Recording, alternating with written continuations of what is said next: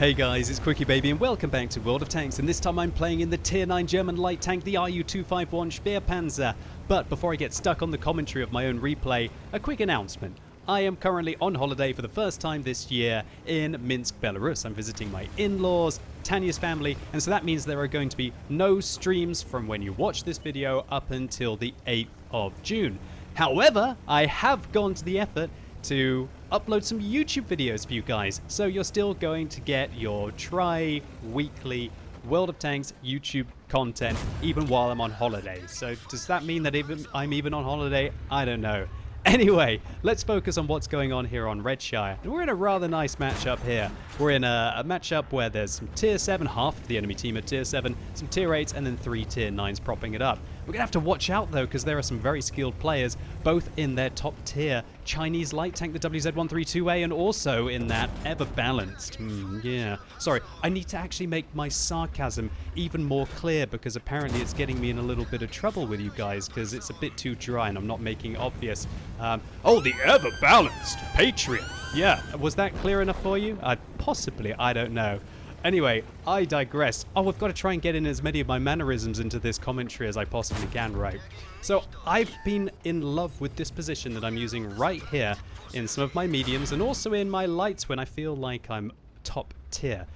Here you can basically just pressure the heavies and you force them to either stop and turn themselves to you and then get engaged from all of this location, and you can also still use the locations up here to be able to spot out. I've been really enjoying this location. Sure, it's not going to work in every situation, and you do run the risk of people just charging over the ridgeline or even getting hit by the artillery on the enemy team. But it seems to be working out well for me, and I took the chance, and it's enabled me to already pick up 1,100 damage and get a little bit of spotting at the start of this game, and immediately put the pressure on the enemy team.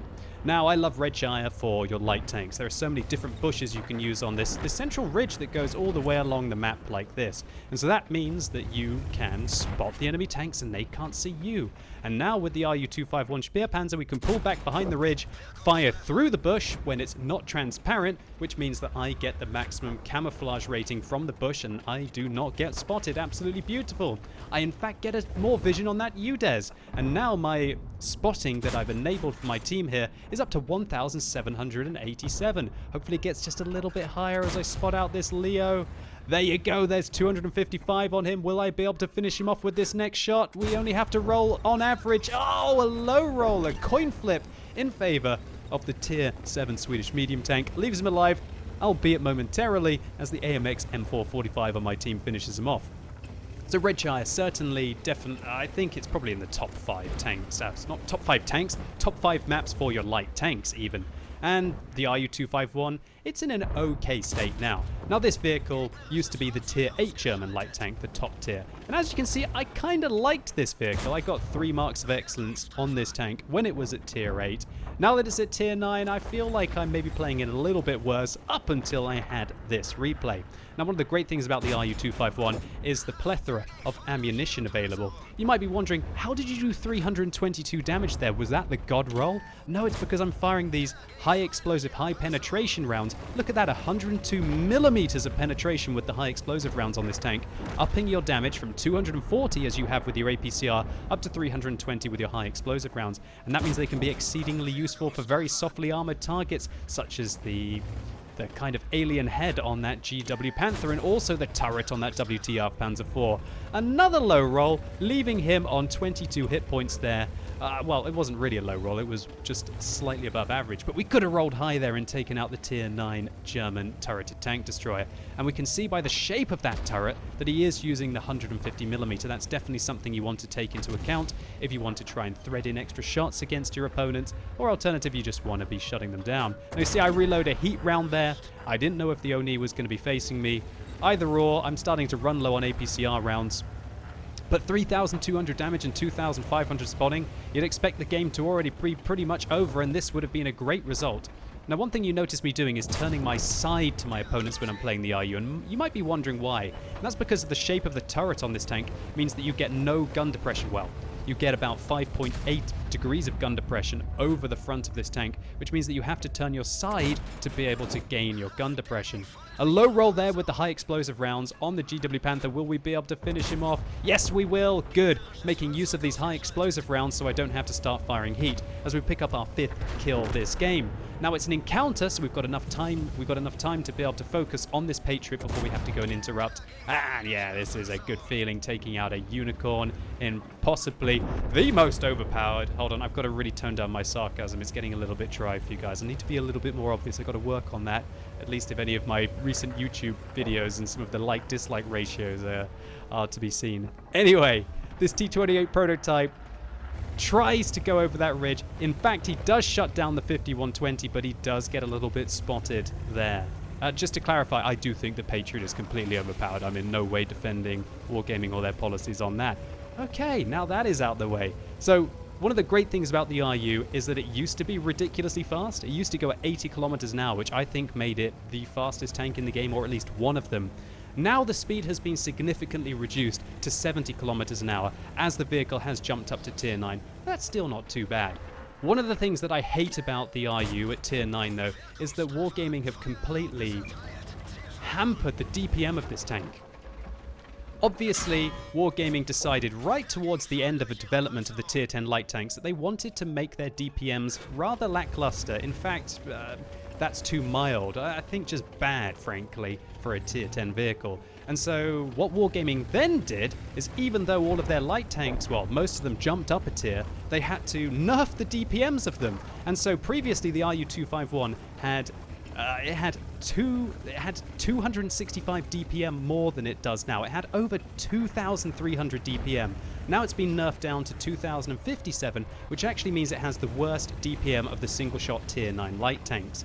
But still got pretty good mobility, and if you can use those high explosive rounds to your advantage, then you certainly can still have a great result. And this T-28 prototype, well, he's not having a great result anymore, is he?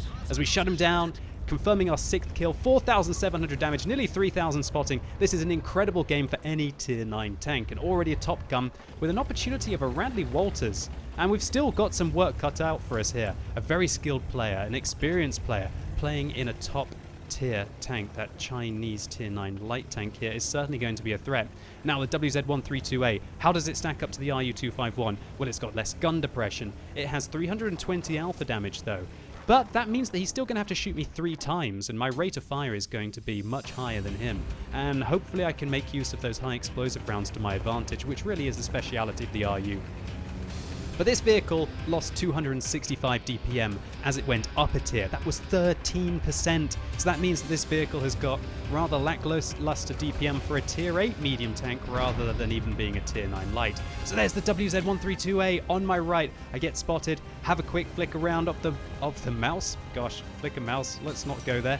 So now I'm gonna just go on a beeline towards this WZ-132A. Now I saw that he was on about 632 hit points, which means that hopefully if I penetrate this shell, we are going to be able to take him out in 2 shots. But will I be able to penetrate him? I turn my tank to the side to be able to get increased gun depression. 108 damage dealt to him, and he fires a high explosive round at me as well. Aim between his tracks. There you go, right in, 294, and he rams me, which lowers his hit points down to a point where I am easily able to finish him off with the next penetrating high explosive round. Job done, son. That has taken out most of the difficulty in this remaining situation, and now I just have to hunt down an A20 medium tank, which is of 2 tiers lower than me, and it looks like I only have to hit him twice to take him out. Now, one thing that's absolutely bizarre about the heat rounds on this tank is that they've got better shell velocity than the APCR rounds. Now, that is rather unusual. Usually in World of Tanks, your heat rounds have lower shell velocity, but in the RU-251, their shell velocity is 1,145 meters a second. That's better than the 1,080 meters a second that you have on the APCR rounds. Furthermore, this vehicle has an incredible aim time at 2. It's got a better aim time even than it had previously when I 3-marked this tank when it was at tier 8. 2 seconds aim time. Its dispersion is better at 0.12 compared to 0.16. It's got a better power to weight ratio now, and it's got 1,400 hit points compared to the previous 1,200 hit points that it had. And to cap it all off, it's actually got 10 meters extra view range. 410 meters to be exact, which means that you are in a blooming good state to be able to play that tier 9 light tank role that you want to, outspot your opponents, use your camo rating to your advantage, and take down some great support roles for your team, as well as also dishing out a huge amount of damage, albeit very slowly in this round of World of Tanks. So what an absolute killer result here for the Speerpanzer. That final kill on the T20 gives us 8, which secures a Radley Walters medal for us. We also get the Scout medal for spotting at least 9 opponents on the enemy team, exactly 9 in this case, a minimum Scout medal. A Confederate showing the support that we had for the team as well,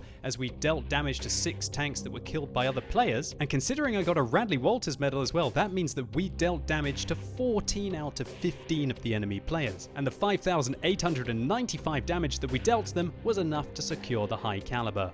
What a round of World of Tanks in still one of my favorite light tanks. And even though we did fire a few heat rounds when we ran out of the high explosive and standard APCR ammunition in this vehicle, we still make a cool 33k profit. For our 1,769 base experience points, that's awesome for a tier 9 vehicle. So the RU251 certainly isn't the same as when it was at tier 8. When it was at tier 8, you felt like you could shoot your way out of situations a lot better than you can now. And also that crazy 80 kilometers an hour top speed limit allowed you to zip it around faster than anything on the battlefield. Nevertheless, sacrificing those 2 attributes to be able to gain 25 millimeters of standard APCR penetration, in addition to nearly 300 meters a second shell velocity on the standard rounds, as well as a better power to weight, hit points, 10 meters view range, aim time and dispersion.